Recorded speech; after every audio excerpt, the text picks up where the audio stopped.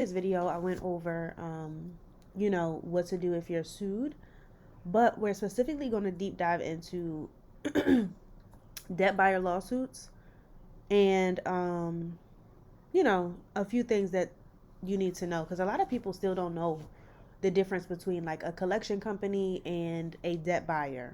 All right. So, and this is important because sometimes the company suing you is, a company you never spoke to. Okay. You maybe never even opened the account with, and you don't recognize, and maybe they're not even on your credit report. Like it could be so many things that, go along with mixed information, especially how they get information, just those files alone, especially if one debt collector purchased from another debt collector, it can get confusing. And there could be a lot of errors that, just they just can't stand on in court. Okay. They bought your account, they did not open it. All right. So first understand, a debt buyer actually purchased your account, but they did not give you the credit card or the loan, right? Um, they did not open the original account with you.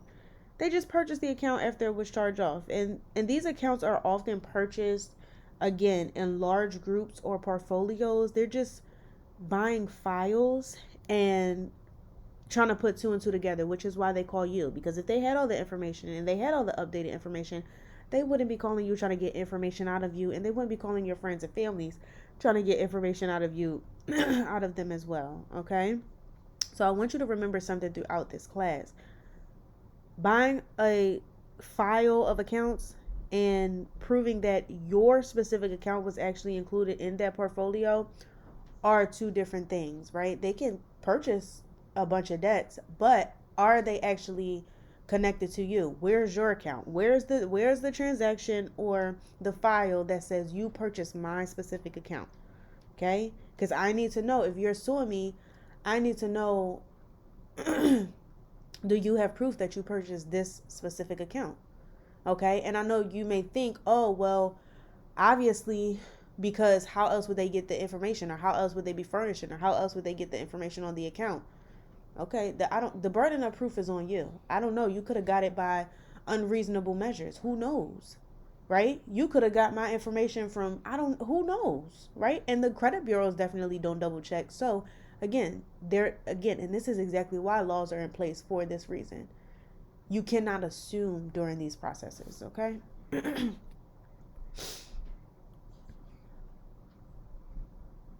All right. The name of the lawsuit is not the name on the card. One of the first things I want you to look at when you get that lawsuit is the name at the top, right? Who's actually suing you? Because if you had a Capital One credit card, for example, but the lawsuit says some completely different name, your next question should naturally be, who are you and how did you get my account? Again, that does not mean they automatically lose. It just means that now, they have to prove and connect themselves to the account they are suing you over, right? Don't skip over that. Do not skip over this part, right? That single fact change is what the plaintiff has to establish before a court can enter judgment against you. All right. So again, make sure it's a debt buyer, and make sure it's a debt buyer. Make sure they actually have the right to collect from you. What a debt buyer has to establish, right? So this is kind of where that burden comes in at. So talking about what they actually need, number one, they need to prove they own your specific account, right? Not a portfolio, not a batch, yours specifically. And you'd be surprised how many times my clients have had debt collection lawsuits, and the only thing that they have is a file claiming that, oh, you purchased a file from Capital One, but your specific account is not listed. That is a huge one and a big gem there, because that's how most debt collection cases get dismissed as well. All right. The amount they say you owe, right? Where did that number come from, right? What records support it, right? Backed by records, not just a number, in a pleading.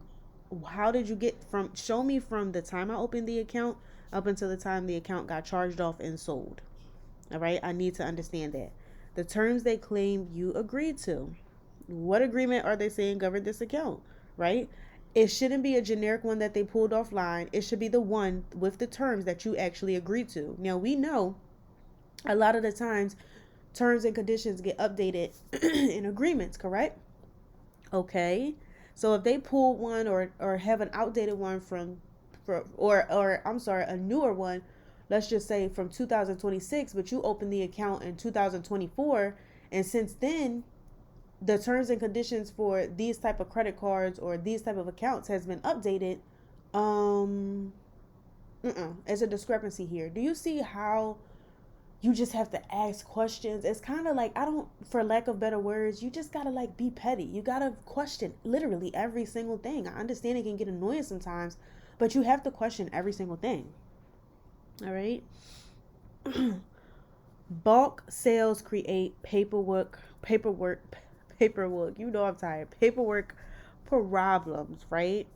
Um, Again, accounts can pass through several owners before the lawsuit is filed. What often transfers is summary data in a spreadsheet, not a complete file on you. So they don't have a complete file, especially if you haven't been talking to them. They don't have a complete file. Because have you ever heard or played that game in school, Whisper Down the Lane? Child, by the time the first person because you have to realize each debt collector is trying to do their job, right? They're trying to, it's kind of like they see what's in the file, but then they have to go along and double check it. So it's like, you know, you know how many sometimes people change numbers like they change their underwear. So they got to get updated information. They got to call around. Do they still live here? Do you still live there? So it's like, and you have to realize too, legally, these, and don't get me wrong, the date of first delinquency and the statute of limitations is two totally different things. But you have to realize that depending on your state, the statute of limitations is different. But these things aren't 90 days, a year. These are years, right? That it could have gone through this person, and this person.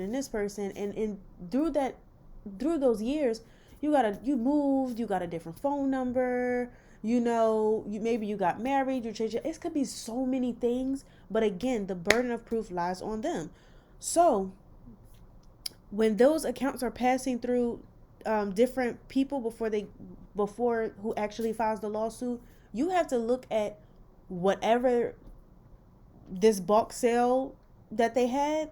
You have to look at it, because again, that paperwork alone can create a ton of violations and problems. Okay. I'm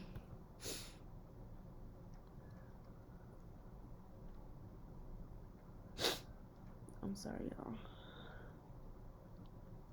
But I had to sneeze. Okay.